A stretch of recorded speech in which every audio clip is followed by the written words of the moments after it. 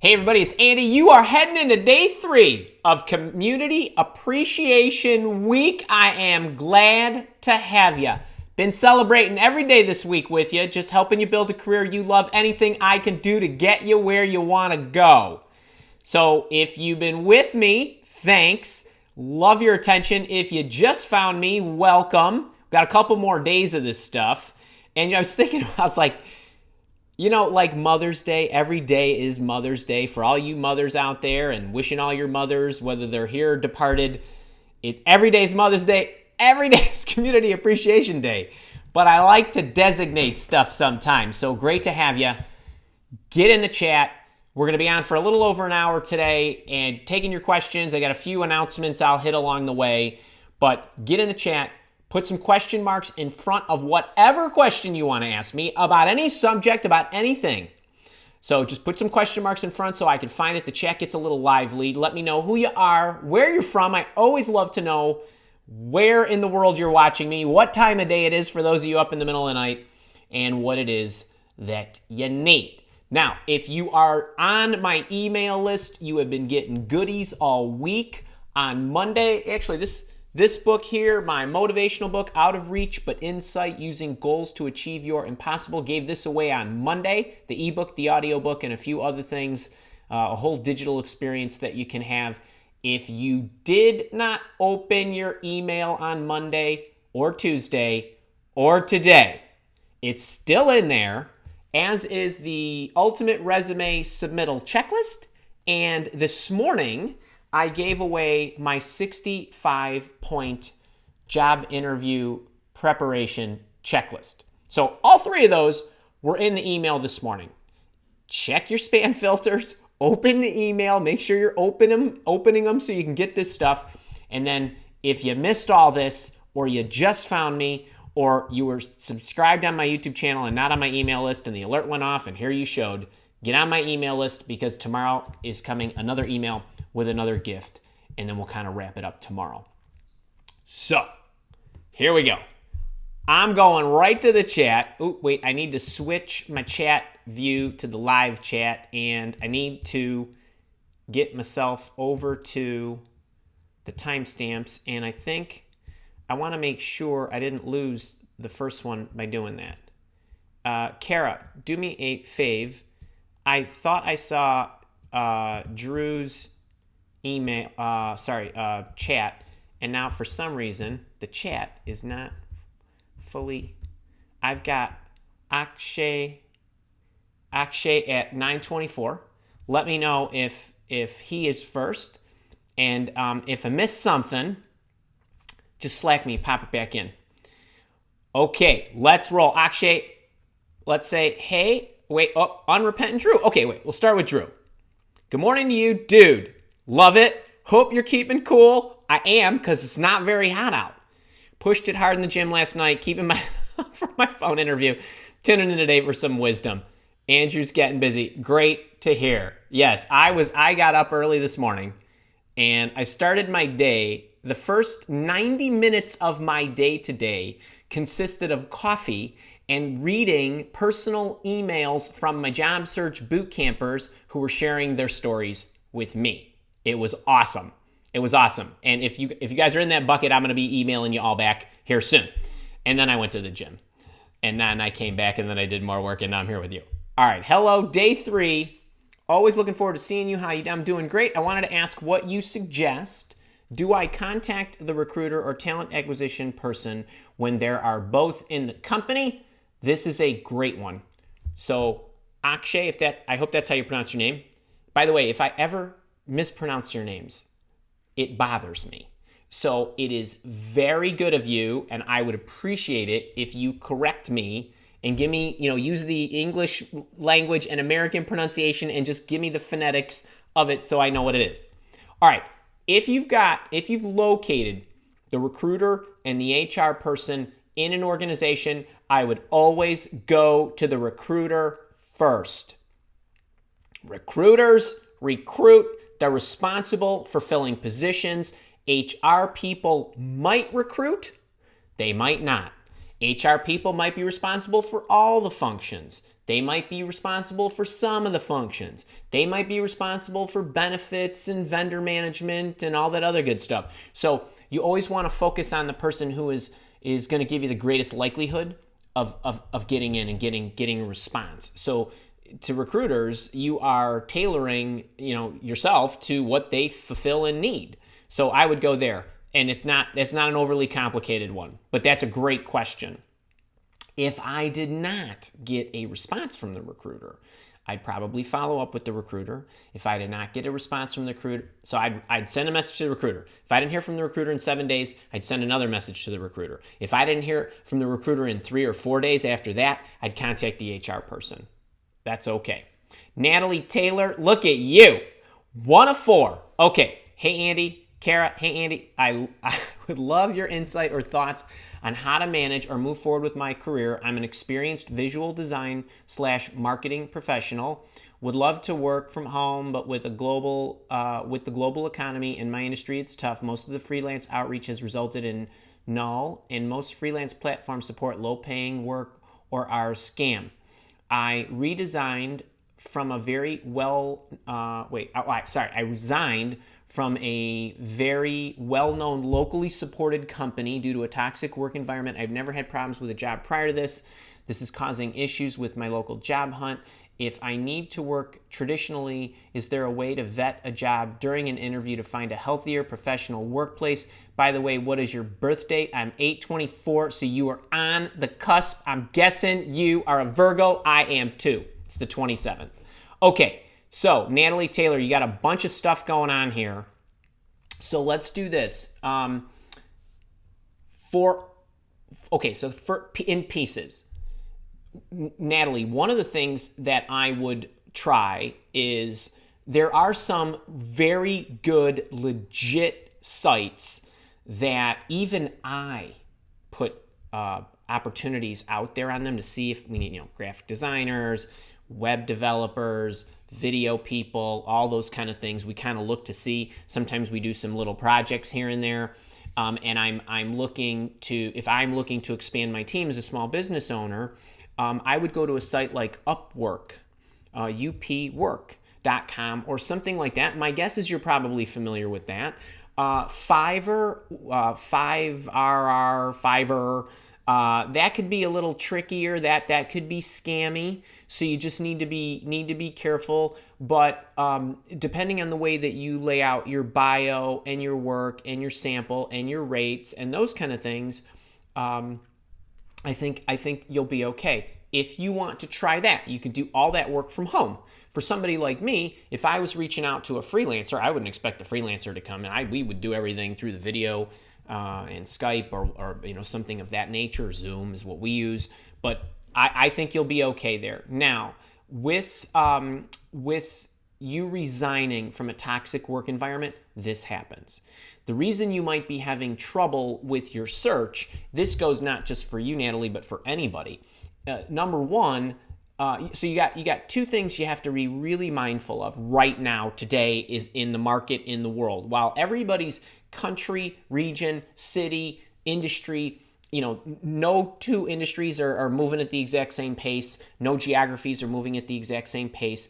But the employment market, while healthy, doesn't necessarily mean it's easy to find a job. Employers are growing, but they're growing at a slower pace, which is okay. But what that does is when they go at a slower pace, for a lot of companies, the lion's share of the positions that they are filling are refills, natural turnover. It could be anywhere from 5 to 20%. Some companies have worse, but you know what I mean. You got a 1,000-person company, 100 of them leave for what we call like natural causes, right? I decided I'm going to go stay at home with the kids. I decided I'm going to go take another job elsewhere.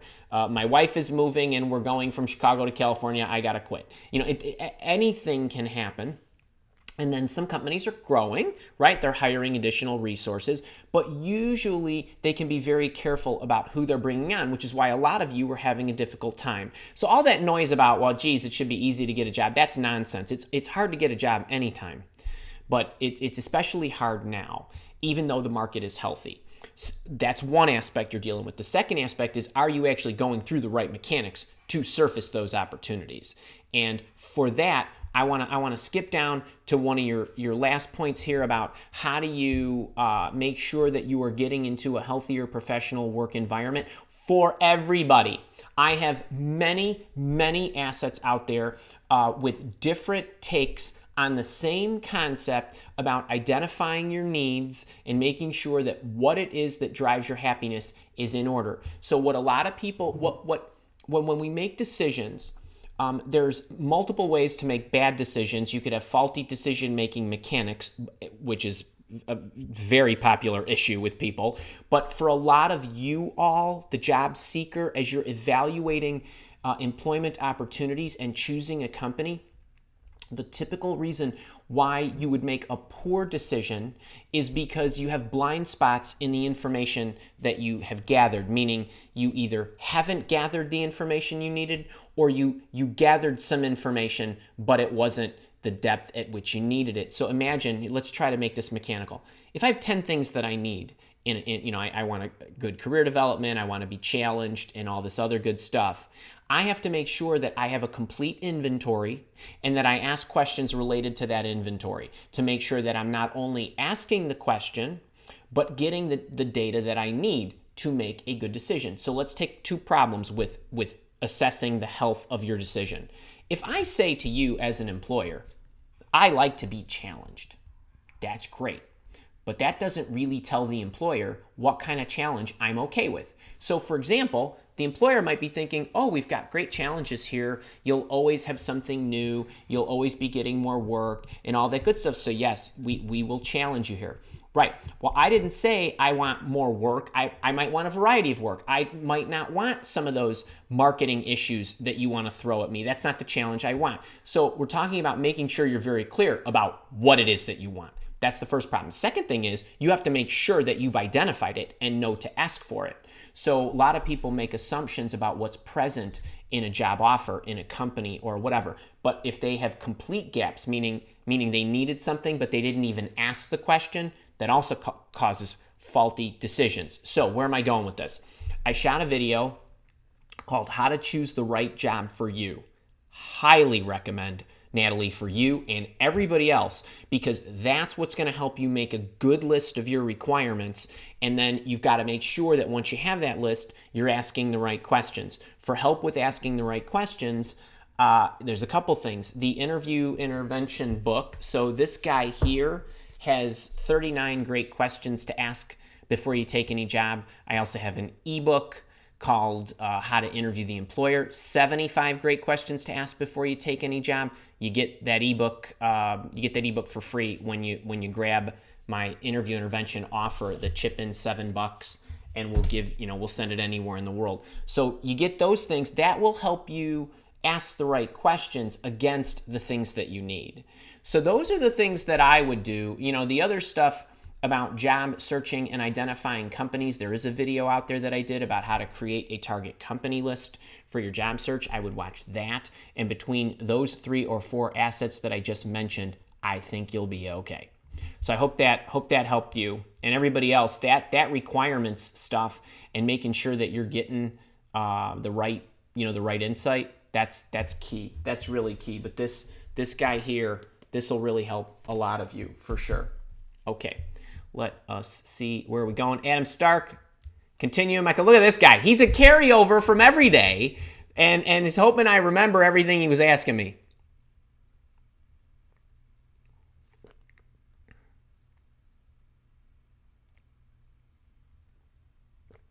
Yes. Okay, I'm going to read this. I'm going to explain to everybody who was not here yesterday what Adam was asking me, and then I'm going to give Adam an answer. Okay, Adam Stark. Continuing my question from yesterday about making my job needs sound positive, do you have any advice on figuring out if my needs are my true needs and getting them to their core, i.e. job freedom? So let's get everybody caught up. Adam had a question yesterday. He was asking about, I want to make sure that when I explain to the employer that I want something such as freedom or flexibility or autonomy or whatever it might be, how do I make that sound positive? And I talked yesterday about how to do that. and I was explaining that you want to phrase it positively, like, I'm really interested in working with an organization where you provide the autonomy. I've recognized that I thrive best in environments where the boss sets the direction, gives me the goals or the deliverables, allows me some freedom to create them, and I know that needs to be earned. So I believe trust needs to be earned, but I want to let you know that as I look back on my history, I've discovered that I thrive best and produce the greatest results in environments like this. It's very positive. So that's kind of what I said yesterday. So now, this is a really great question because and actually, I want to roll Natalie back in here because Natalie, here's another one, and for Adam, you too, and everybody else, just because you made your list, and I just used the example about the challenge, right? Saying I want to be challenged is not enough. How do you want to be challenged? Do you want more work? You want to try to manage more people? You want to start building a new or pioneer a new division in the company? Some things you want, some things you don't. As you grow up the ladder, you might have to sell more. Maybe you don't want that challenge. So you have to be clear. That's one aspect of that. The second aspect of that is what a lot of people do, huge mistake. This is like big red flags. They make a list, but the list is symptomatic and it's not actually specifically what drives their happiness. So as an example, the easy one to use is when we interview people and they say in their needs list that I need to manage people. I need a team. And oftentimes I say to them, why do you need a team? Why does that make you happy? Are you lazy? You don't want to do the work. You just want to boss people around? Or do you think it's an image thing where you're worried about how somebody's going to view your career trajectory if you don't have a team or if you're managing a smaller team or whatever it might be? But what it comes to for a lot of people, and like I said yesterday, I'm never going to tell you what to like, but for a lot of people, if you keep asking yourself why you want to manage a team, what it really comes down to for most people, certainly me, is that I like to teach, I like to coach, I like to mentor, I like to help develop people. That's different. Right? So that's not managing is a how. The why, or really what is it that I need, or why is it that I need it, is because I'm at the point in my life where that makes me really happy, and that should be a great part of what I do, or a large part of what I do. Why do I need to manage people? I need to manage people because I want to teach them. Okay, your requirement is you want to teach people. Now, you could be a consultant, you could be a trainer, you could have an internal customer team that you work with and you coach and you mentor and you get them up to speed on their, the technology, whatever it is. And that would satiate your requirement for needing to teach or help people or whatever it is. So, the silver bullet for you, Adam, and everybody else is when you make that list, you need to keep asking yourself, why is that important to me? Why does that matter? And once you can't ask that question anymore, you found it. You found it. So that's the answer of getting it down to the core. So be careful that you are not looking for the hows, HOWS. You're looking for the what's and why it drives you. Okay, hope that helped. Dave S., how are you? Thanks for the res. Oh, you're welcome. Seriously, thanks. You're welcome, buddy. And take your time. Don't, no rush there. And, get it back to me when you're ready. And I'm like, Dave, I'm like caught up, man. So I just blew some things off my schedule and I just created more time to do that stuff. So I'm excited. I'm proofing the update. You requested on it. We'll send it back to you in a little bit. Yay, you bet. No problem. Love to do it. And Dave is talking about, he's in a boot camp and he got a resume review too, which was very cool and a great background, by the way. Hello, hi Andy. Hey, Carrie. Carrie Freeman's got a question. I had a phone interview, I'm assuming, with the COO the week of the 4th. They reached out to me about the position I applied for in February because it came back open. She told me she would be in touch the following week. So I'm assuming you mean the week, whatever that week of the 11th would have been, 9th, I guess, to set up a meeting with the VP of the department for later in the week. She kept her word, but they were getting slammed and needed to reschedule for the next week, which was last week. She said I would hear from her by Friday, but we are now into Wednesday of this week. Do I reach back out to follow up with her at this point to see if she can get us scheduled this week? Yes. So I don't mind. So Carrie and everybody else, I never have a problem. So wait, first thing is we always like everybody to stick to their word, right? I have no problem if a company says, hey, Andy, hey, Carrie, we're going to set you up for the week of the 9th. This is great. And then they don't. However, if they get back to you and they say, hey, we're busy, it's going to be the next week. No problem. Okay? That's communication. I get it. Things come up. No problem. Summertime, maybe people are off. Maybe it's a tighter schedule. Who knows? Maybe somebody's got to travel. And then if they called me again and they said, okay, wait, we got to kick it out another week, now I start to get irritated. Because what I would say is, you know what? Let's put something down on the calendar for 2 weeks out or whenever it is. Let's actually set the appointment. Let's set the interview out into a spot where you know it'll be comfortable. And if you need to change it, that's fine. But these are, here again, more signals than anything. And while I wouldn't say, oh, good, go, run away, I would just say, just kind of tuck it. You know what I mean? In the back of your mind, because if this is the only thing that happens and you love everything else, you love the people, you love everything, you seem to have a great explanation for why they were delayed and all that, no problem, move on, forget about it. But if this is like one of 10 things, interviewers are showing up late, they're giving you an agenda of 4 interviewers, and then 2 of them scratched, and you got 2 new people who you didn't get to invite, like all these little chaotic things, that's just a place of chaos. That would be my assessment. So just be careful. That's all. But yes, to answer your question, yes, I would. Wayne's email. Enjoying the live office hour this week. Any tips once you have a contact with informational interviewing with a state or government? How would that vary than one in the private sector over 10 years of experience in the private sector? So, Wayne, everybody else. And Wayne, this has nothing to do with you. I am not a huge fan of the expression informational interview. I don't think there's any such thing. I think that you either are getting together with somebody to build a relationship, you're making a connection, you're investigating whether there's an opportunity to work with them at their company, or if they know somebody at their company, or if they know somebody in the market, or whatever it might be. Anytime you're getting together with somebody who can share information with you and educate you, awesome. If that person can also be influential in moving you along, and that might not mean that they can hire you, but if you go and you have coffee with Kara, and she says, hey, let's just get together and talk, you better believe that if she likes you, she can come to me and say, hey, I just met this woman or this guy or whatever, we really should interview them. So that person is in an influential place to recommend you in some, or reference you in, or something. So to me, it's a networking session or it's an interview. It's one or the other. Now, it makes no difference to me whether you're doing it in the state, government, not-for-profit, commercial, or whatever. I don't necessarily distinguish or say I think you need to do it differently.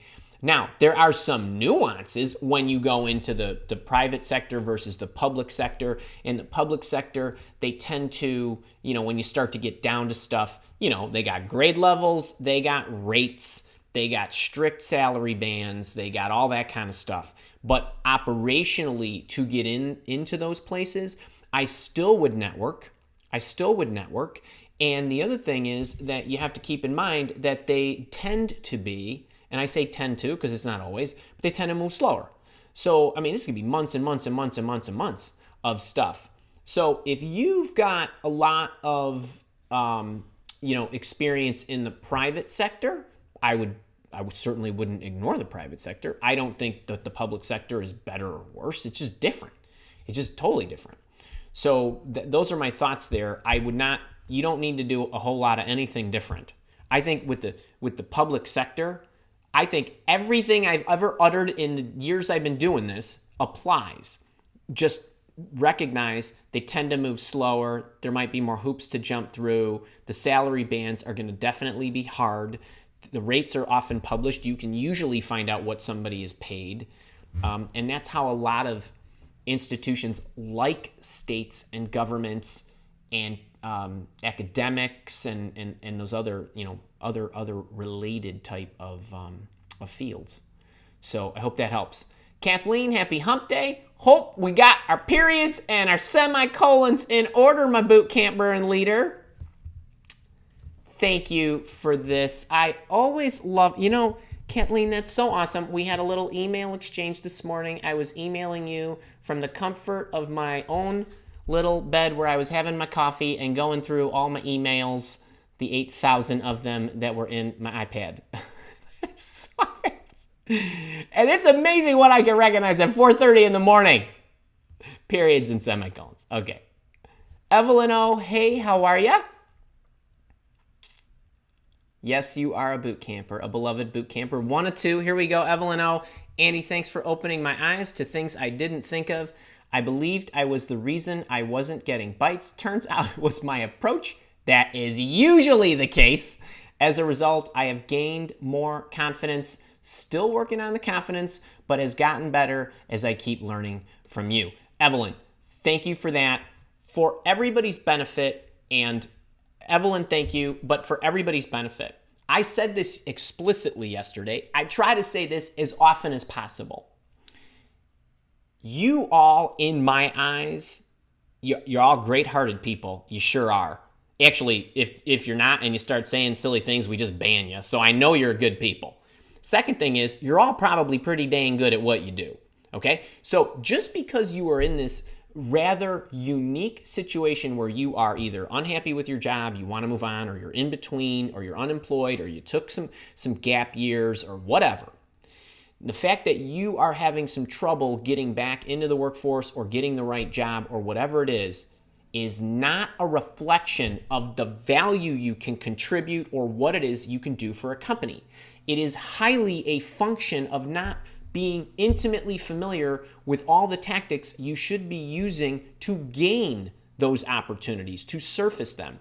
And Evelyn, and I've seen your background, or at least bits and pieces of it, and everybody else, that's the reason why I say so much that the job searching tactics. So you've got yourself and your self-discovery stuff. You've got your resumes, your covers, your LinkedIns, and all that. But where most of you, 90+% of you, the thing that's going to be the linchpin to get you the job is the job searching tactics that surface the opportunities. The interviewing piece is, for many of you, you'll learn what to do and what not to do, and you'll be able to do that relatively quickly. It's surfacing more opportunities that are right for you. This is where the rubber meets the road. And so, Evelyn, I'm great to hear that. It's great to hear that.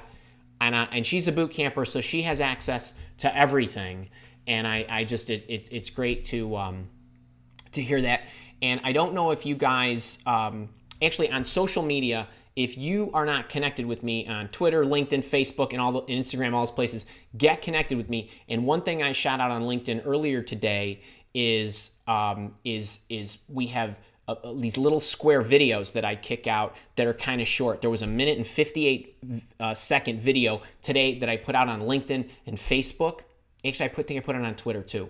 But it talks about coaches and what your coach should do for you. And if they don't inspire you or give you confidence, you should dump them. That goes for me too. So if I don't inspire you or give you confidence or let you see yourself with a new set of eyes that see nothing but hope, then you need to go, right? Then I'm not your guy. But just keep that in mind. And by the way, everybody is welcome to connect with me on LinkedIn. I'm happy to help you in any way, shape, or form that I can. So please do. All you need to say is, "Hey, Andy, I'm in your community. Saw you live office hours today, or love your videos, or whatever." If you do, I love that. All right, wait. We're 30 minutes in. I want to say this. Hold on, real quick. Don't forget to open your emails to get your gifts. Second thing is, as part of Community Appreciation Week, all week, my job search boot camp, which has got an insane amount of stuff in it right now. Specialty sections. It's got the whole base framework. It's got specialty sections for career changers, executives, how to evaluate small companies. We put a whole bunch of stuff in there. We got a whole section in there on how to use LinkedIn, X-Ray, and Google Boolean. We had some people here over the last couple days who were in LinkedIn jail. They couldn't, they're trying to do their surfing. They can't. We teach you how to get around all that stuff and how to break the LinkedIn database and not be thrown in jail. There's a whole bunch of stuff. And we got live sessions, private sessions on the next 3 Fridays, and then a whole bunch over the next few months, and like 24 to 30 of those throughout the year that you get for life. So there's $100 off that. The interview intervention course is normally $297. You can get it for $97 now, so there's 2/3 off. And then my leadership monthly mentoring program, which is $49 a month, but I'm now running a promotion where you can get in on an annual package for half of that. To be like $24.50 for if you pay for the year. So those are available to you guys. I just wanted to mention it. If you're getting the emails and you're getting the gifts, all this stuff is in there too, and it'll be available through Friday night. We're running all those specials. The prices will go back on Saturday. So just if you have any questions, you can reply to the email or you can send us something at support@milewalk.com, but we'd love to have you. And okay, now for the community announcement. Now let's get on with this next question. Puspendu, is that how you say it? I think. And thank you for all the question marks. I want to change my company after 22 months from now. Oh. So this is interesting. Okay, so I want to change my company after 22 months from now, so almost 2 years from now. Should I talk with the HR of that new company now, or after at least 20 months from now? So I'm not sure. I'm not sure what your situation is, where you already now know that 22 months from now you want to leave. Now it could be any one of a number of things. You could have a contract. You could maybe have just gone back and got your master's degree or your MBA or something and they paid for it and you owe them time. Whatever the reason, I would not at this moment do anything other than if you know you're going to be there for 22 more months, I would focus on kicking butt in my current situation. I would focus on learning everything I possibly could, giving them as much value as you possibly could, and everything else that you can do. I would network like crazy over the more so than anybody would. I would recommend that for you. And if you have a target company in your sights, I don't think there's nothing wrong with having a relationship with them and speaking with them that you're interested. But if you cannot move for 22 months, that's different. I would not be burning a ton of time thinking about something that might or might not happen 2 years from now almost. So my recommendation is I'm more of a focus on what you got and make the best and most fruitful life today. And then if you want to position yourself with them, maybe you meet with them once every 3 months to catch up for coffee or something like that. I'm not sure what the situation is, but that's an interesting one. I hope that helped. Jenny Hinkle, hey, how are you? Christy, hey to you. That Christy, my boot camper. All right. Oh, Warren had a great question. Warren is a boot camper, sent me an email yesterday. Wanted us to review this with you. I believe we didn't get to it yesterday. This is a great piece of information, and I want to share this with everybody because this is a common problem. So Warren says he's been with a company for a while. He's had multiple leadership roles with the same hotel chain. Okay, so he's been with the same chain. He consolidated the roles on his resume so that he's got 2 subsections, meaning he's kind of got a section of these leadership responsibilities and a section of these leadership responsibilities. So front office and manager and supervisor, and the other is housekeeping, custodial, and duty manager. These are quite separate functions within the hotel. He says they have some overlap, similar info. Is it okay to put common items under the company summary rather than under the role summary, so no overlapping role items? So he wants to save real estate. I love this question. Okay, I know a lot of you actually do this, whether you've held different, you could be an analyst, a systems analyst, senior systems analyst, or whatever. You can have 3 different titles. And so instead of it, trying to replicate all those common overlaps, which you will do, if you are familiar with my resume format, I recommend that you have the company, And then underneath the company, you have latitude with putting some text to describe the company. And if it's, depending on what you want to say inside the company, underneath the company, you have latitude to say, this is a large, Fortune 50 manufacturer, worked in these units, doing these kinds of things. That's okay. You can be creative there. If, perhaps you're in Warren's case where you have various things that you've done over the life of your stay there. So instead of having to show that you did it everywhere, you can kind of roll it up to the top and give the reviewer, there's held a variety of leadership roles across different functions within the hotel chain. That's great.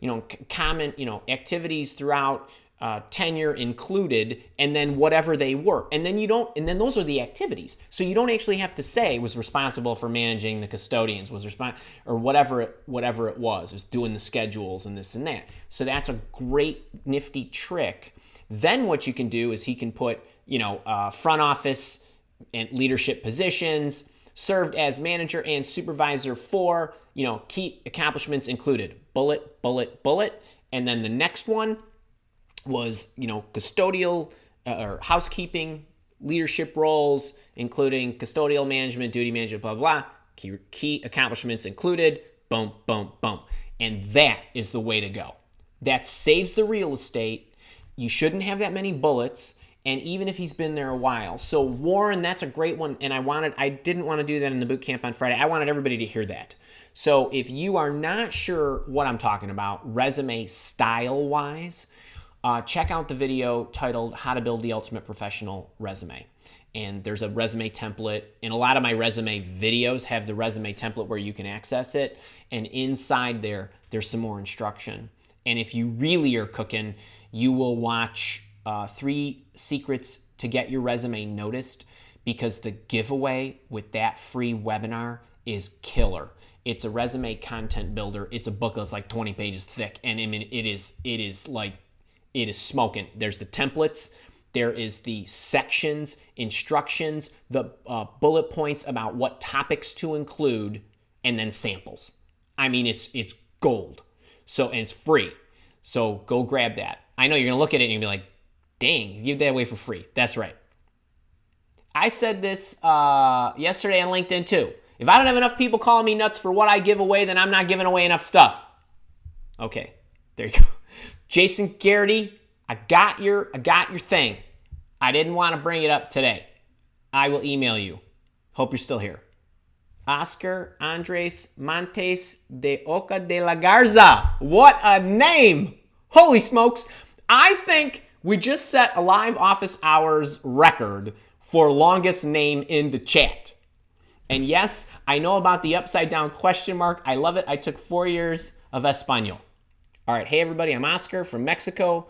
First, I truly appreciate all your videos and coaching. You are welcome. I'm transitioning from a freelance translator back to psychologist. Awesome. I took some time off to go back to school to get my degree in psychology, and the academic bug has bitten me, and I want to start my master's degree next year. Okay, cool. I have found recruiter jobs mostly, which does not really align with my master's program, that I will pursue next year. I would disagree. I'll give you my view on that. I should apply to those jobs regardless of that, because it will help go back. Okay, that's the question. Okay. So, Oscar, my friend, I don't know how I want to say this to you. I've held just about every damn job there is to hold, okay, in the corporate world. Other than being a psychiatrist, therapist, psychologist, or anything of that nature, there is nothing in this world that requires more of a psychological background than being a recruiter. Period. Final answer. And so if you are seeing those types of jobs and you feel that that is of interest, I would go for it. You will not believe the boundaries that it tests of psychology and human triggers and dealing with people that you are trying to serve and getting them to understand and how they think and reformatting to get them to neutral so that they can think clearly and all this good stuff. Believe me, There is no, I have read more psychology books and watched more psychology stuff and did more psychology training than I have done anything else since I got out of my electrical engineering degree 30 years ago. So I'm rooting for you, man. I go and do it. All right. I don't know if I helped you there, but yes, I mean you're not falling far from the tree, man, if that's stuff that's driving your interest. All right.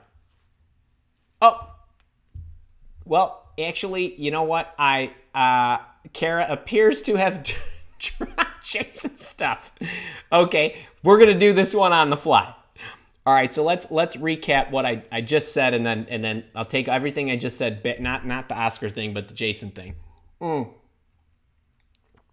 right, Jason asked a question via email. He's a boot camper. Wanted me to share with you. So Jason, by the way, I have looked at your background. I am familiar that you were with a company for a very long time, and now you were with a company then a very short time, and in the sales arena, generally speaking. And so he was hired by a small company. He was working for a larger company where he worked for not quite a couple of decades. Channel partner of my former employer as an account exec back in December. The customers are small in revenue, so he ramped up, and then his targets, basically as he was ramping up, his sales targets and his pipeline, so sales and pipeline, so if you don't know what that is, so things you've sold that they've booked, and then things that are in your pipeline with prospects and potential deals, organizations are very interested in looking at you building a pipeline because that's an indicator of how much you will sell in the future. So he ramped up, his target changed to an unrealistic number as he's going through the year. So his year was how to answer when prospective employers ask why the short stint. And he and his boss, I think, agreed that they were not right for each other. What I would tend to do in these situations, Jason, is, okay, so do you think it would be wise for me to apply to my previous employer who the channel partner also works with? So, Jason, knowing your situation and knowing that you spent 17, 18 years, I think I saw, if I saw that correctly, with the previous employer who is a larger employer, I would, without question, immediately go back to them. So, because you were there for a good period of time, and you weren't there by accident for a good period of time. So what I would say is you don't need to badmouth the most recent employer. I would just say, you know what, I left. I thought it was going to be an exciting opportunity. As it turned out, it was, it was just somewhat erratic as far as the goals and what they wanted me to achieve. We just couldn't get on the same page. So I now know that a place like this is more suited for me, and I'd be more excited to work here. So I'd like to come back, and that's all I would do. I would not go into a whole lot of stuff. So yes, I would definitely do that. And if you are not able to get back with your old employer, then what I would do is, going forward, I would use a similar package in the response. I worked for this organization for quite a while.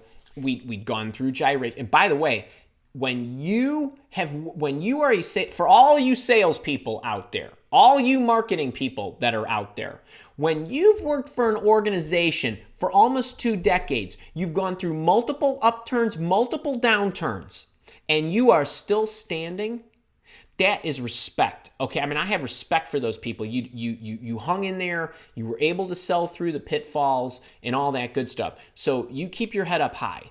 All right. Now, if you went to a different place, you are not the only person in this world to leave a company after 17 years, go to a place where you got some crazy boss who keeps moving the target. They should never do that, by the way. Sales targets should be set. April, it was set. It shouldn't be reset till next April. It doesn't matter if you're struggling, or it doesn't matter if you're killing it. You don't get to change it on the fly, especially when your comp plans are set. So I would go and just say, hey, look, you know what? I thought this was going to be a good opportunity. It turns out that it was just very erratic. And they kept changing the sales targets. I wasn't quite sure my directives We just agreed it was time for me to move on. I would not, this happens, and it happens with salespeople quite frequently. And the fact that it's only happened to you once, as near as I can tell, I would not worry. I really would not. I'd be straightforward about it. Hope that helped. All right. You know, this thing, I moved this up. Okay.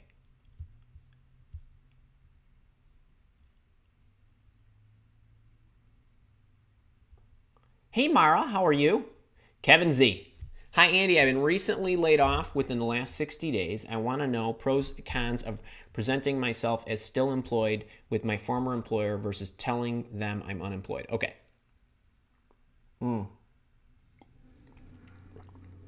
How's everybody doing? 11:45? All right.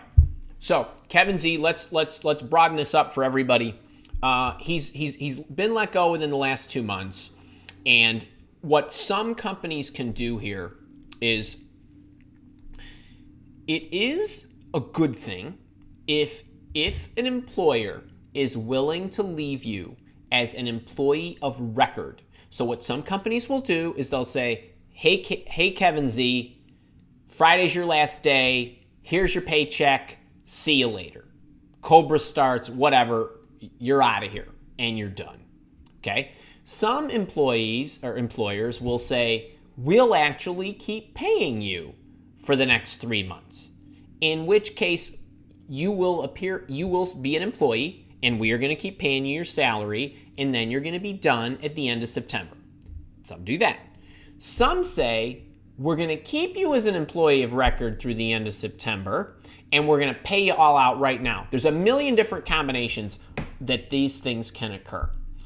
If the employer will, when the reference call comes and they say, is Kevin Z an employee of the company? And the HR people will say, Kevin Z, yes, worked here from name, rank, and serial number. That's all they can give legally, at least in the US, and that's it. And then you're fine. If that is the case, I would let my resume reflect that I am still an employee while I worked. If you are going to get the question, why are you leaving? Why are you open to leaving? Why did you leave? Whatever it is, you need to you just have that down. But I would rather be an employee than not an employee. Okay? Now, I also don't think it's like the end of the world if you are job searching and you don't have a current job. Most of your problem, not you, Kevin, but most of people's problems when they are unemployed, when they are looking, is up here. Just because you are unemployed does not mean you are less awesome. It doesn't. I would never think that. I'm sure some employers might, but I don't, and I think most know better. And actually, in some cases, it looks to your advantage. You want to talk about pros and cons. It works to your advantage that you are unemployed. And some companies are so desperate to hire you, be like, hey, this is great. Kevin Z can come on in right away. So I would, if I got an interview, let's say it's July, what is it? July, I don't know what date it is. July 24th, and I'm good through the end of August, okay? They say, hey, mile walk, I'm firing myself, good through the end of August, Andy. All right, if I'm interviewing and the employer says to me, we love you, how soon would you be able to start? I would probably say, I'm in the process of working my exit with my current employer because this is why I'm leaving. And we're in communication and I'm still an employee of record, but I can be good to go now. I mean, that's cool too. You got to read the situation. What you don't want is pretending you're an employee of record when they will not officially say you were an employee of record. So I hope that helps, Kevin. I mean, like, this is a common one. True story. I left a company at one time in my life. So I left my first job. I went to my second job. My second job, I got so irritated at the end of the process that I got with the senior vice president of HR. I said, I'm out of here. No, I'm not looking. I'm leaving. And I negotiated 9 months of pay. Like, they just kept me on the payroll and just kept paying me for 9 months. And so I basically took a whole year off and just farted around. But this happens. Like some of you guys can do this. Now, some of the senior guys can really do it. Some folks, it's short. Some folks, you can't negotiate it at all. But, if you can get that on your side, then that's a great way to go. So I hope that helped. All right. Connie Cotter, hey to you. My boot camper leader. John S., how are ya? Hayden, great to see you. Another boot camper. Buddy, I'd love a little update on you. Since last time we talked on the phone, maybe you could, I don't know, text me and tell me that you're getting more traction. All right. Let's see. Cat Harrison, Peterson, I read all your stuff this morning. Whoa. That's all I got to say for you, dear. That was awesome. There were some really nice things you said in there. I love that. Craziness, too. Vanessa, how you doing? Hey to you and Melanie. Look at that triple. Look at all those boot campers right there. Oh, my God. Hayden, Evelyn, Kat, Vanessa, Melanie, those are all boot campers. I love you all, and I hope to see you Friday. All right, Melanie, hi from sunny New Jersey. Finally, we deserve it. Yes, you do. Aw. Well, I hope you are okay. Varun, hey. The Fixer, Jason. Miriam, it's Miriam from Australia. 2:05. Is it 2? It's 2:05 tomorrow. I think you're like 15 hours. Is that like something like that? Questions about a video interview. How can I ace it? I have one tomorrow. Miriam. So I'm going to just point you right to the video. Two things. One, for you, all you need to do is go to my video on my YouTube channel. It's titled Video Interview Tips for Job Seekers. That's the title. It's about, 20 minutes. And I would watch that. Watch it today. Watch it right now. If you want, jump off this and go watch it. But it's good. I also have a short video that's coming up in a couple of weeks, or I don't know when the release is. It's shorter, and it's about like HireVue, which is a video platform, and just some other things to think about. But one thing I would tell you is, and I don't want to go, this is something I do want to tell you because it's not in the video I just pointed you to. When you do a video interview, I don't know if it's a one-way video interview or if it's somebody on the other end, but regardless of what it is, with a video interview, you can figure out a way to put your notes up and anything else that you want. That's okay. But if it's a one-way. So the video interview tips for job seekers was originally shot assuming that you were talking to somebody. But now companies are doing this one-way crap. And so if that's the case, I've got a short video coming out in a wee bit on that. But for you, watch the video that I just referenced and then put your notes up as well. I have a question. Can I engage the chat? I want to do a poll on this. And I don't think Kara and I couldn't, I don't know if I can actually do it through YouTube. I'm guessing we probably can't. But, the videos that I create for you guys, some of them are new and they're just recorded. Others are clips from live office hour sessions where I take like the teaching portion and then I make a video out of that. And maybe it's 20 minutes or 30 minutes or 40 minutes or whatever. I'd really be interested if you guys could let me know this in the chat and maybe just answer it, short or long. That's all I want you to say to me, short or long, is would you prefer videos that are 5 minutes long? Or would you prefer videos that are 20 minutes long or 25 that actually go deeper? Because I like to give you all the stuff and I like to give you the steps. You just can't do that a lot in 5 minutes. But there's a lot of quick hits that I can give you in 3 minutes or 4 minutes or 5 minutes. Would you prefer that? Because I could cut the videos any way you want. So let me know, because some people love the longer videos and some people don't want to sit through them. So I wonder if maybe this crew right here, if asking you, if maybe this isn't the best group to ask, because if you're coming to live office hours and you're here engaged with me, you probably are the ones that are thirsty for more knowledge and probably favor the long ones. But I would appreciate any feedback that you have to let me know, because lost of long. I think that maybe I'm guessing that's a typo. Okay. I think Kara's trying to send me a message, but I think she's saying lots of long. I haven't looked down in the chat because I don't want to lose my place. But I want to give you guys what you want.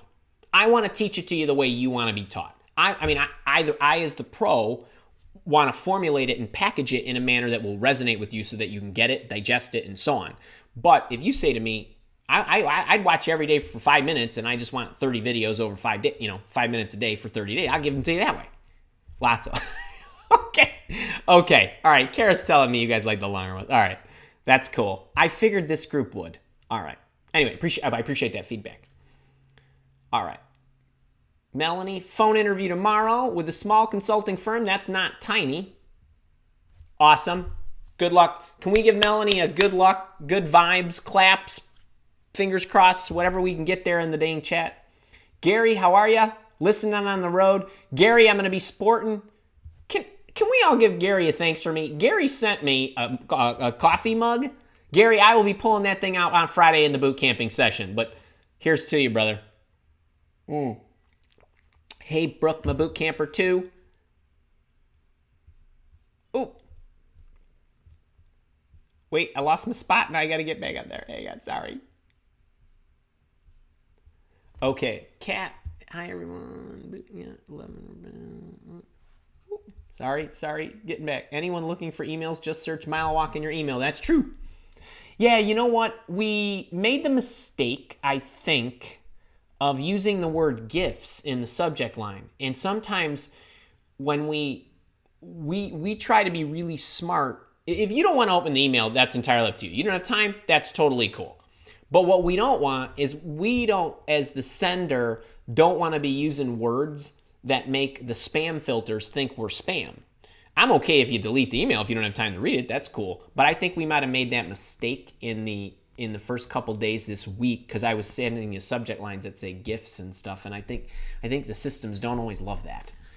We learned. All right, eDubs, hey. I think it's two-way, right? Two-way. I think it is. Hi, Andy. Love your work. I'm from Australia. It's 2 a.m. I'm a sales... Oh, God, you too, huh? I'm a sales consultant in retail and recently got fired for going against code of conduct. How do I proceed with referencing for future interviews? Two-way. I hope that's the way to pronounce your name, and if not, please let me know. I'm not sure what the situation was. However, if it was... So not knowing what you did, if it was an honest mistake, I probably would just say that. I made an honest mistake. However, I recognize this is the corporate policy. I completely respect their decision. I own it. I respect it. And I'm moving on. That's it. I would not make a big deal. But the issue, whenever something like this happens to any of us, and by the way, Jason, I hope you're still here too.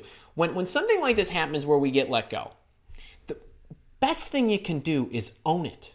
So like in Jason's case, where the boss kept changing the parameters. What he could say, and this is another one, and this is the same thing, for anybody, I could have done a better job investigating that this was likely the behavior of the organization. It's my fault. It's my issue. I've learned that now, or something of that nature. I mean, I could probably package that up a little bit better if I had a little more time. But, those are cool things. If you got let go for a code of conduct issue, then I would just say, I didn't realize it, however, I should have, or I totally respect their decision, or something of that nature. If you own it, most people will cut you some slack. They will, especially if it's not a pattern. I also don't know what your history looks like. I mean, if you all have uniquely got let go for something like this, but you got a great resume, you got good runs, you don't need to worry too much. It becomes a little bit more of an issue if you got a lot of shorter stints, but I hope that helps you there. I get it. I'm sorry that happened to you. I don't know what the situation was, but but I hang in there. Hang in there. And thank you for hanging in there with me 2 o'clock in the morning on what I think is Thursday, not Wednesday. All right. Hey, Don, how are you? Another boot camper. Great to see you. Nice W75. Hey, Andy, I have a final dual panel interview next week. Awesome. Part 2 of the panel interview will be myself and 3 VPs. Awesome. Do you have some good cues or a video on addressing a room full of corporate officers? Nice W75 and everybody else. Final answer, I have a video on how to win the panel interview. Literally. And again, everybody, anything, wait, by the way, I love that you're here. I'll answer whatever question you have, but if I'm not sitting here for you to direct you to the videos, go to my YouTube channel. There's the little magnifying glass. There's a search bar on my video, on the YouTube page, and just type anything you're looking for. So nice W75, type the word panel, bang, it'll come right up. Type the word job hopper, it'll come up. Type stay-at-home parent, it'll come up. Type, anything you can think of, it'll come up. Soraya Lopez, how are you from the San Francisco area who drove all those hours to see me? Great to see you, dear. Bell's Fit. Hi, Andy. You're the first person I have actually subscribed. Yes. I feel like you have so much knowledge. Keep doing what you're doing. I will not quit. Will not quit. I'll quit a lot of things, but I will never quit what I was meant to do. And I hope none of you do that. I really do. Actually, please. It's free this week. Take the book. Everybody, take this. Please read it. I'm having people now get in the system and email me or send me the comments about how they're reading it for the second time and how many excellent quotes. They can't get over it. It's like, I cannot believe how good the book is and these quotes that stick with me now, and they're quoting me back to me. That's pretty crazy. And this book was written in the summer in 2013, and it was a speech verbatim to like 400 basically college scholarship students, graduate students, faculty, and some other people. And I wrote it. I gave the speech exactly word for word. And then a friend of mine, God bless her heart, I decided this should be a book. The speech itself, it was a 48-minute speech, and she typed it up for me. I looked at it. We polished it just for text. So, I left the slang in there, most of it. It's just cleaned up editorially. And then I didn't want to go through a big publishing process like I did with my other books. So I went to Amazon. I used Amazon's self-publishing platform. And so that's how that book was created. And then I sent 150 copies of the book to the Caddy Shack at this former country club I used to belong to, because the speech was given to scholarship students from the Western Golf Association, the Caddy program, the Caddy Scholarship, the Evans Scholars. It's a great story. And now you all will be able to watch a course on it in a couple of weeks. And that's free if you come. All right, I digress. But thank you, Bell's Fit and Robert Tatum. Hey, KK. Thank you for everything, Andy. I feel that I'm going to get an offer from one company, but I'm scheduled to interview with another company. How do I hold off the first company? KK, you tell them I'm in the process. I just need to go through this process. And see if you can be honest. And you should be communicating all the way through the process with both companies. Vanessa, recruiter versus talent acquisition queue from... Yeah, that's great. Jason, hey. Alina, you made it. So, can I bring this forward? I want to bring this forward because this is really something that I don't think a lot of you know, and I think a lot of people are getting caught up in this. So Alina, I got Alina at 1107. She's a boot camper. She was going through LinkedIn. Alina, I hope you don't mind me sharing this, but and because this happens, she's doing her searching, right? Just like you normally would. You're looking for companies, you're trying to network, you're contacting people and all that good stuff. And what LinkedIn does is it monitors your searching. And if it if you are doing things that appear as though you're trying to recruit or you're trying to sell or you're prospecting or all this other stuff, LinkedIn doesn't like that, and it thinks that you should be on one of its paid packages, one of these big premium packages like that the recruiters get or that salespeople get or whatever. And what it'll do is it will lock you out from actually seeing people at a particular company. There's a number of other things that it does. Okay, inside the boot camp, we have a whole demonstration on how to use LinkedIn X-Ray and Google Boolean and other steps to help you surface a lot of different types of people at different specific companies if you want, how to get at somebody at a particular company, and all of it is done through Google, not LinkedIn, so you never run the risk of this happening to you.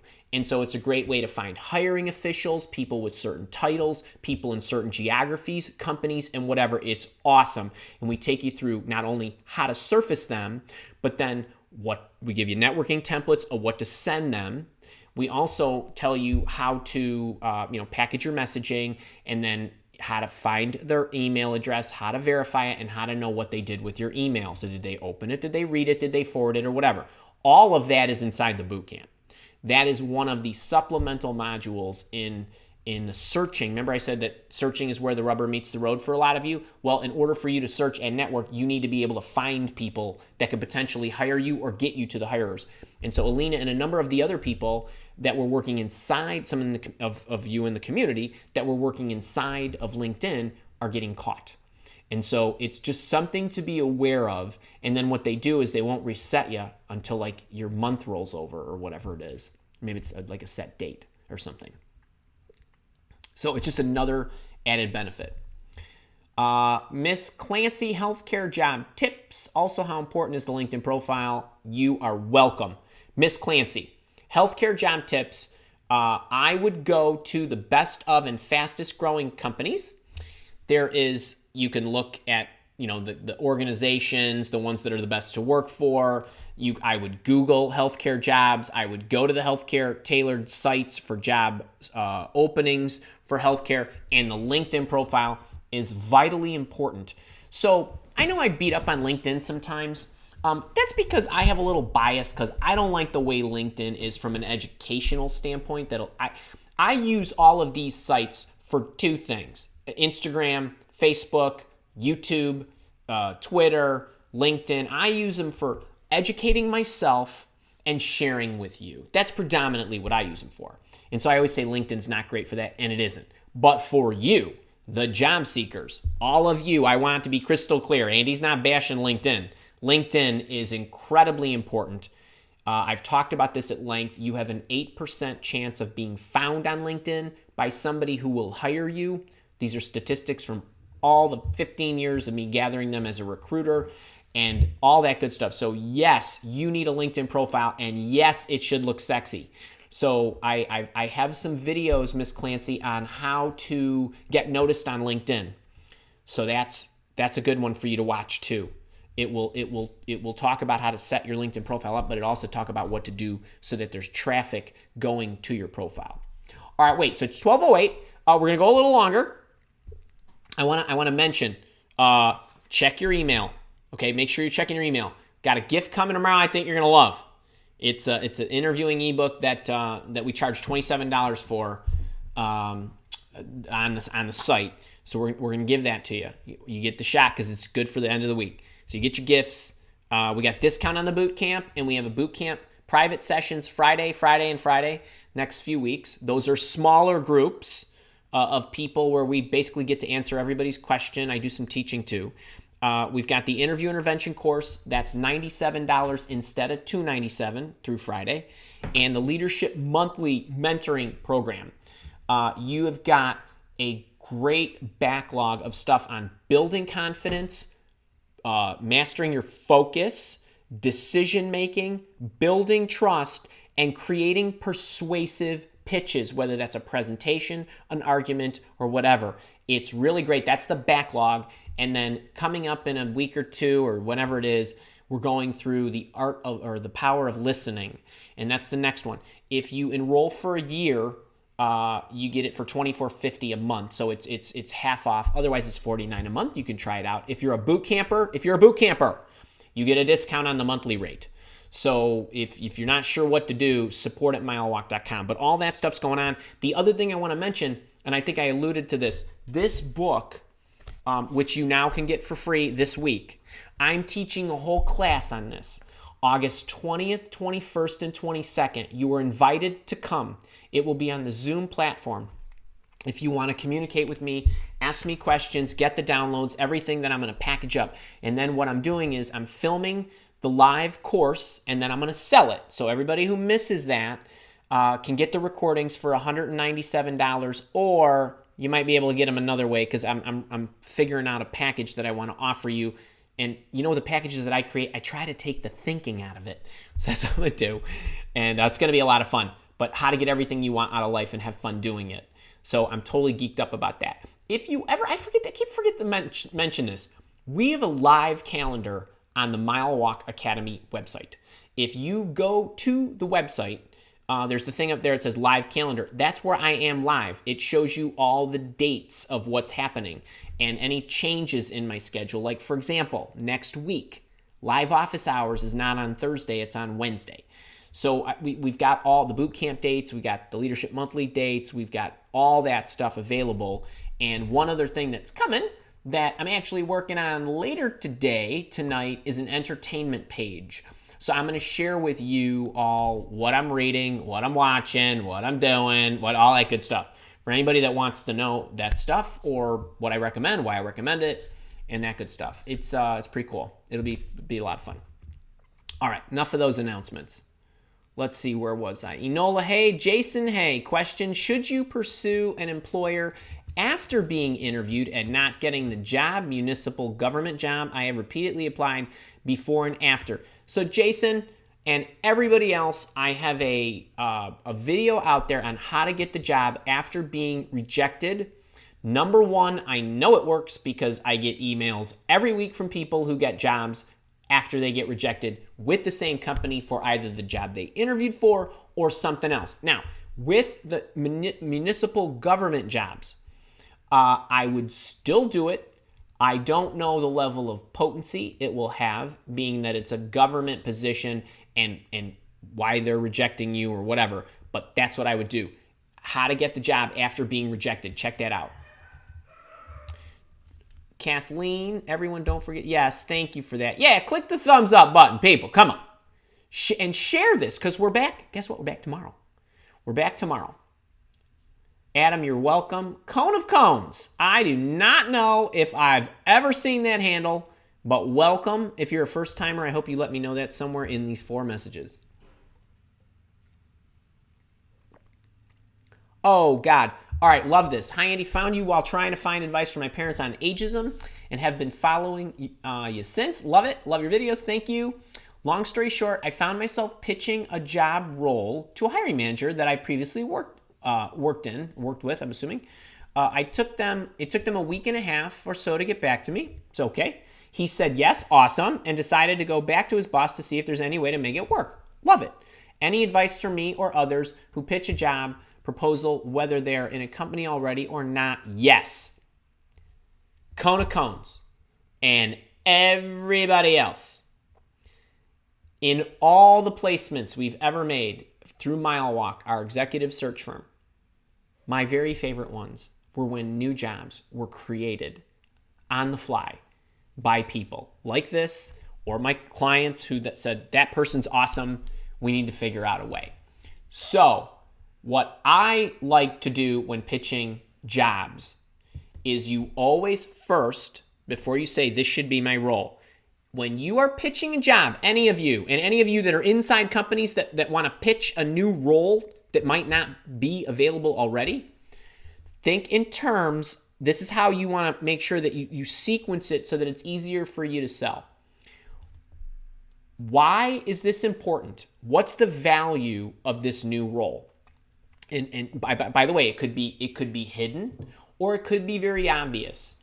So what the new role could be, a completely new role, like totally pioneering something. Here's the value. Here's some untapped potential in your organization.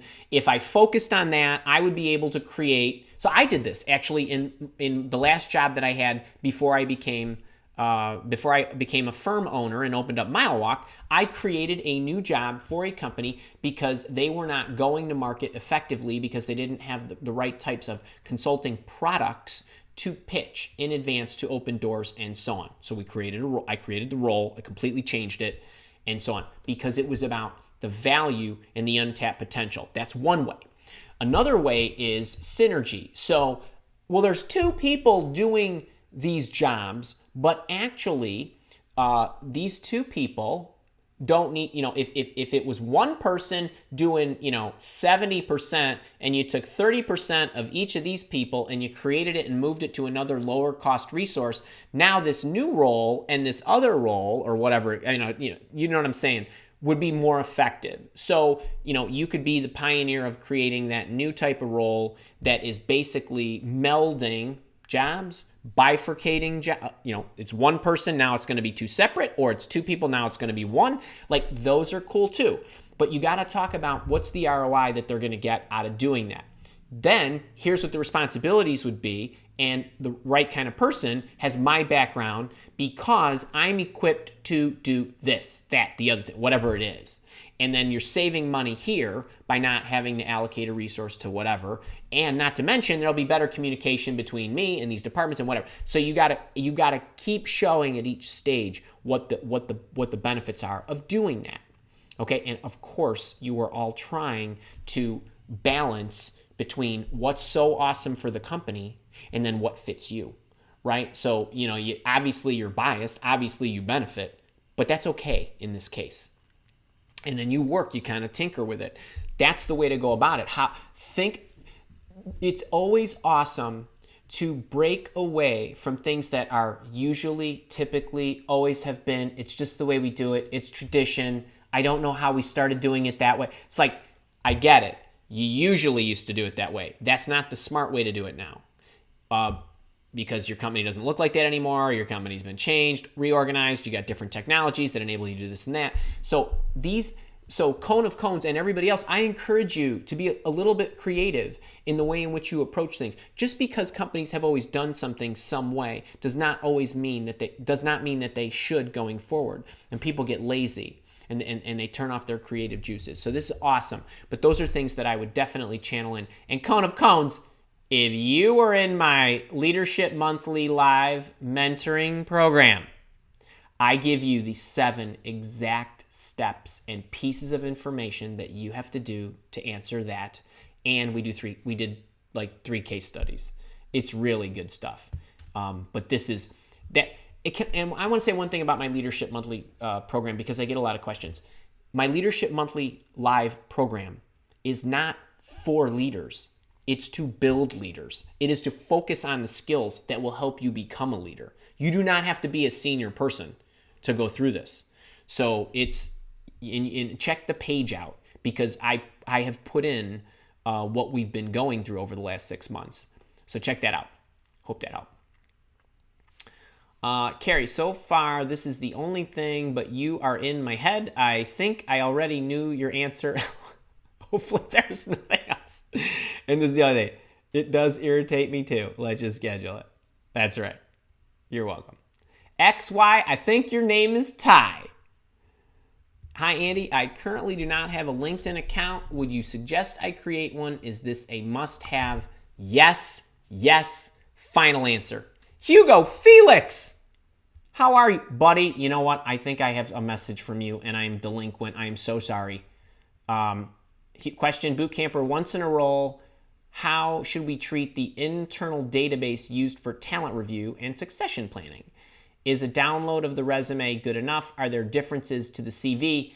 So in succession planning, okay, so Hugo, and I don't know if that's the question you asked me in the text, but I will check it. I'm just loaded up this week. So there's many ways to skin this.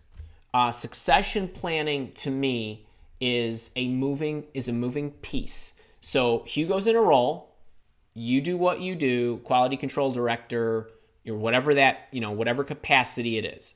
So when I think about succession planning, you can't just say, well, Hugo is this, and I would like somebody to be mini Hugo. and next, right? Then become Hugo, and Hugo moves up. You're you. This is where you want to go. Okay, so just because this is what you're doing now doesn't mean that so succession planning could be, this is where the role's going and my successor needs to be doing this. So I don't love just the resume for doing that. I think that there should be sections about, considerations for the future. What's the strategy for what the department's going to look like? As you progress, where are the things you personally need to grow? And then then beyond your role and anything you need, the delta you need to improve, anything that goes to your next role, whatever that is. Okay, because it might not be as simple as a straight line. It could be a fork in the road, and you might have options. Anybody who's trailing you from a succession planning perspective, you can look at your staff. Right? You manage a team.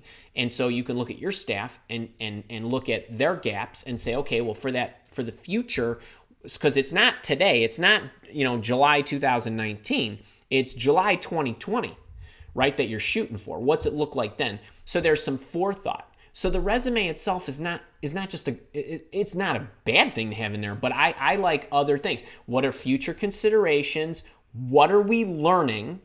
And here's the other thing. And normally, if people are paying attention, and Hugo, you're a smart guy, so I know you are, companies should be paying attention to what they thought when they hired you and what they are recognizing as a result of your future. Give you a great example. We have a client. They hired from us, MileWalk, a salesperson a few years ago. I got with at the time, the vice president of sales and marketing. And he laid out what he wanted for his business-to-business consultancy and said this is important and they need these particular skills and they have to have working knowledge of business-to-business functions and so forth. My remarks to him were, that's a bunch of bunk. You don't need that in a person who can be successful. These are the things you need down here, okay? And I'm going to present candidates to you according to these parameters. And humor me. You're paying a lot of money for this. You pay for my expertise. I want you to trust me. I will earn it. Okay. I put somebody in front of them that had no B2B experience. They end up hiring that guy who crushed it and now they let the boss go and my guy is now the vice president of sales and marketing. Okay, so this guy from a succession planning perspective and a recruitment perspective and hire and all that good stuff, and you're looking for certain things, and the fact of the matter was that what he thought was inaccurate, and let's just say he didn't get let go. Let's say he stayed. If he stayed, he could recalibrate that the people that are coming in should have this set of parameters because this person that Andy just brought us that's been here a year is crushing it with this profile. And so we need to change it so it's constant. So there should be a section in your database for succession planning that talks about things you thought, things you're learning, things you're seeing now, what matters, what doesn't, and so on. So I hope that's helping because remember, you're not going on the line you're on. You need to go to the spot you're going to be. You don't build the company based on today's behaviors. You build the company on the behaviors you want in the future, and you hire people culturally that align to that, not this. So anyway, I hope that helps. And if that was your question in my text, I will read it and I'll get back to you. Or we'll confirm that we kind of sewed that up. Hope that helped. All right. Metal Monkey Videos. How do I search for job titles that would match my skills? I am limited by specific names, but I know there are other jobs, just don't know what they are called and how to find out about them. So what I like to do is Metal Monkey Videos. First off, I think that's a fantastic question. If you go to aggregator sites like Indeed.com, Career Builder, and those kind of things, you could put in reverse engineer it. So just real quick. If you are let's just use sales because sales got so many variations. If I go into Indeed and I don't go in the whether I go in the title bar or I go in another search bar that just allows me to search for certain things. If I just put, sales, business development or whatever, up is going to pop up a bunch of jobs. Some of them are going to say account executive, account manager, new business development executive, BDE, BDM, this and that. Okay, you're going to start to see that there is different nomenclature that basically means the same thing, because as you peruse through the job descriptions, you're going to start to pick up the keywords. And then I would just do a couple of iterations for that, and you will be in Fat City. Try that. The other thing that you can do is you can go to LinkedIn and you can type in the search bar, right? Sales. Just do that. Or whatever. Project manager, program manager, business analyst, whatever. And up are going to come a whole bunch, and then start looking at the titles. And then that'll help you. Just a little triangulation. All right, hope that helps you. MMV. All right, Dennis Daigle, I think it is. Hi, Andy. I retired early 5 years ago. I now find I miss working and want to move to full-time. How do I handle this on my resume? Dennis, in your career profile, second paragraph, last sentence, you put returning to the workforce after 5 years of retirement or something like that. It's not a big deal. And on the cover letter, you could just say what you type right there. You don't over-explain it. And for you, Dennis, the fact of the matter is, you're not sticking your resume into applicant tracking systems. You shouldn't be. So you're sending it to somebody. And in that, you can put in your email, friends, if you send it to me and you said, hey, Andy, I'm returning to the workforce after 5, I get it. Bang, last thing says 2014. It's not, I would not worry too much about it. Returning to the workforce after 5 years of, playing golf, whatever you want. Seriously. All right, let's see if I can get Michelle Middleton. How you doing? Great to have you. That was one of the nicest emails, and I am honored to be your coach. Thank you. So what to do better search opportunities? Baja Mass Bread. So what to do to better search opportunities?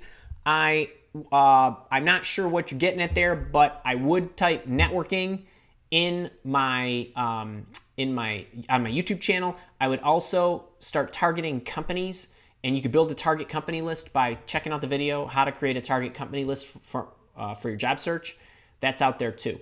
Let's see if I can get a couple more in. I gotta leave in a couple minutes because I got a 1 o'clock meeting.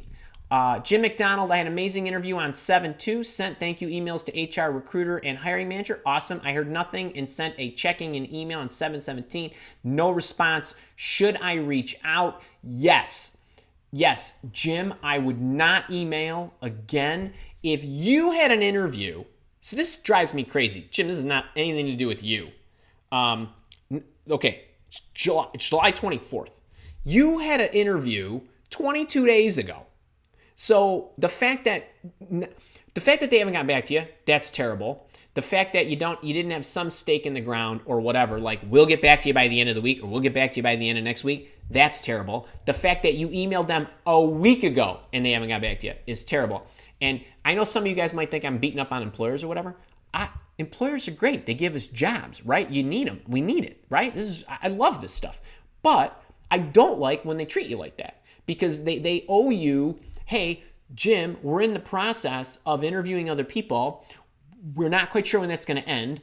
But there should be checkpoints. Like a week or two goes by, you should say, hey, we're still checking. We're still interviewing other people. I'm going to call you next week, end of next week, whatever. But Jim, with you, what I would do, so it's Wednesday. So let's say you give them to Friday. Call them. Don't email them. You already tried the email route. So I would call them, just want to check in, see if there's any news on this. But Jim, I leave you with the thing I always say. Let's control what we can control. You can call them, that's fine. But I really hope, I know it's easier for me to say than it is for you to do, but I hope you're not wasting a lot of mental energy on a company that's not calling you back. Focus more on finding somebody else who loves you. And that's what I would do. I really would. All right, Connie Connor, not going anywhere. Best career coach ever. Wait, you know what? Jonathan Payne is awesome too. I've said it before. Thank you for continuing to be awesome. You guys are awesome. And guess what else is awesome? I'm here tomorrow. So wait, 22 and a half hours from now, you turn the thing on again, and I'll be here. I'm not sure what color shirt I wore. I think I wore black Monday. I wore orange yesterday. I'm wearing a different black shirt today. I'll try to come up with something bright and fun tomorrow. Okay, everybody, be good. I will see you later. Read your emails for me, please, and share this. And thumbs up it.